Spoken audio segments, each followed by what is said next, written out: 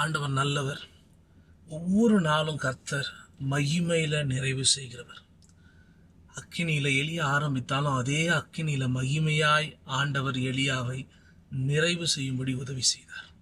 உங்கள் வாழ்க்கையில் நிறைய நேரத்தில் நீங்களும் நானும் நினச்சி பார்க்க முடியாத அளவுக்கு சில மனிதர்களை பார்ப்போம். அவங்களால தான் நமக்கு பெரிய மன உளைச்சல் இருக்கும். எலியா வானத்திலிருந்து அக்கினி இறங்கி கொண்டு வந்திருந்தாலும் ராணியால் ஒரு பெரிய மன உளைச்சல் அவருக்குள்ளே வந்தது. உங்களுக்கு கூட எத்தனை பேரால் மன உளைச்சல் வரலாம்.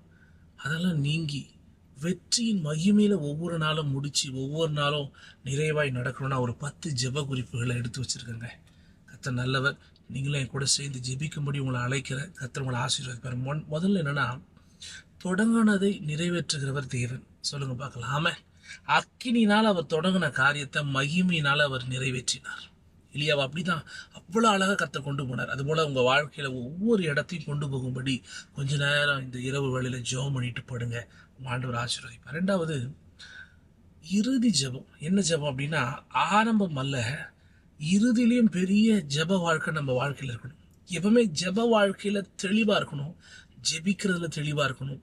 அப்படிப்பட்டவர்களாய் நீங்களும் நானும் இருக்கும்படி கொஞ்ச நேரம் ஜெபம் பண்ணிட்டு அப்படியே படுங்க.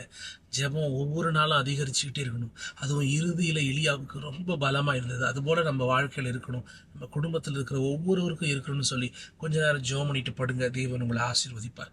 3வது, ஒரு நிறைவு. குடும்பத்தில் ஒரு நிறைவு. எப்படின்னா, எங்கள் குடும்பத்தில் நீர் தொடங்கின எல்லா நல்ல காரியங்களும் பாதியில் முடியாத ஆண்டவரை நிறைவாய் முடியணும் ஆண்டவரேன்னு சொல்லி ஜெபம் பண்ணுங்க.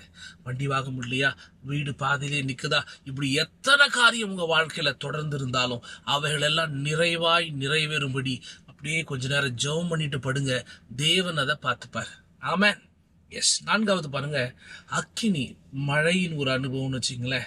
ஏன்னா அக்கினி அனுபவத்திற்கு பிறகு ஆசீர்வாதமான மழையின் அனுபவத்தையும் ஆண்டவர் எலியாவுக்கு கொடுத்தார். அப்போ நம்ம வாழ்க்கையில அழிக்கிற காரியமும் பார்க்கலாம், ஆசீர்வாதமான காரியமும் நம்ம பார்க்கலாம். அது ரெண்டுமே நம்ம வாழ்க்கையில நடக்கணும்னு சொல்லி கொஞ்ச நேரம் ஜெபம் பண்ணுங்க. நம்மளுக்கு விரோதமாக இருக்கிறதெல்லாம் அழியணும், நமக்கு நலமாக இருக்கிறதெல்லாம் நல்ல மழையில பொழிந்து வளரணும் சொல்லி ஜெபம் பண்ணிட்டு இந்த இரவை முடிங்க. கர்த்தர் கிருபையை உங்களை நடத்துவார். ஏமே. 5வது பாருங்க, சாட்சி நிறைந்த ஒரு வாழ்க்கை.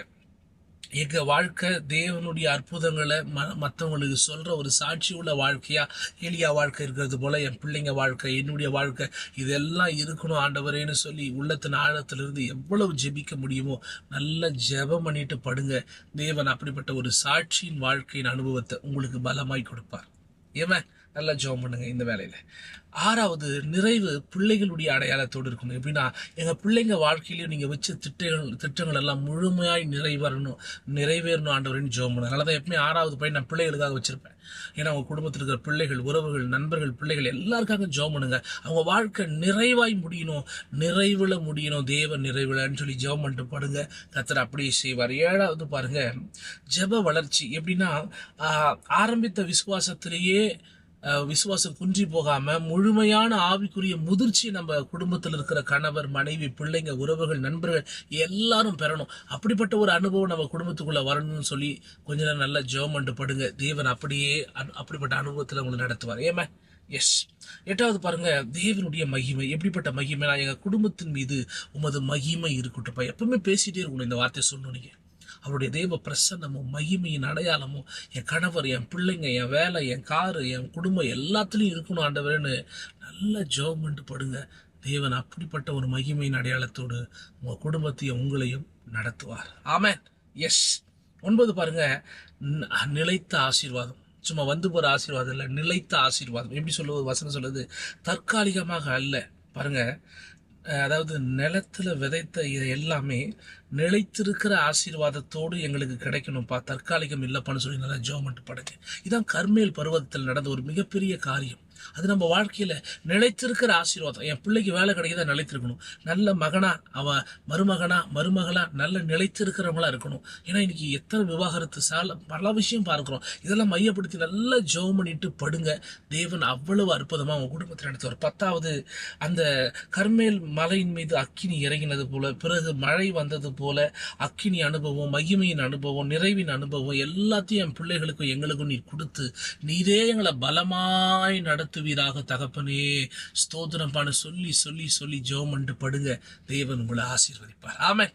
இப்படி நீங்க ஜெபிக்கும் போது அவருடைய நிறைவு உங்களால பார்க்க முடியும். ஜெபம் இல்லாம தகப்பனே, இந்த 10 காரியத்தை உங்க கரத்துல கொடுக்குறோம். தேவ பிரசன்னம், தேவ வல்லமை, தேவ மகிமை, தேவ அடையாளம் இதை கேட்டுக்கொண்டிருக்கிற ஒவ்வொருத்தருடைய வாழ்க்கையிலும் நிறைவாகவும் பலமாகவும் பலனாகவும் கிடைக்கும்படி உங்க பாதத்தை பிடிக்கும். ஆசீர்வதித்து வழி நடத்துங்கப்பா. உங்க திட்டத்துல நடத்துங்கப்பா. நீர் இன்னைக்கு உயிரோடு இருக்கிறீர் என்பது சாட்சி அடையாளப்படுத்தப்பட தகப்பனே உங்க பாதத்துல விழுகிறோம். ஆசீர்வதிங்க, பலப்படுத்துங்க.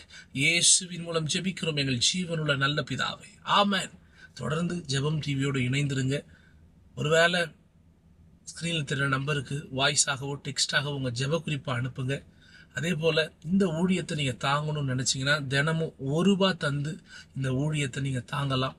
அதுபோல் அநேகர் வரணும்னு சொல்லி ஜெபம் பண்ணிகிட்டு இருக்கோம். ஜெபம் டிவி சேட்டலைட் சேனலாக மாற்றணும். அதுக்காக தினமும் ₹1 கொடுக்குற பல ஆயிரம் பேரை கர்த்தர் கொடுக்கணும்னு சொல்லி ஜெபம் பண்ணிட்டு இருக்கோம். ஒருவேளை உங்களால் முடிஞ்சால் மாதம் ₹37 இல்லை வருஷம் ₹365 இல்லை தினைக்கும் ₹1 உங்களால் முடிஞ்சால் விதைங்க. தேவன் உங்களை ஆசீர்வதிப்பார். இது நல்ல நலனா நிச்சயம் பலனை பார்ப்பீங்க. காட் பிளஸ் யூங்க. கர்த்தர் உங்க கூட இருக்கார். ஆமென்.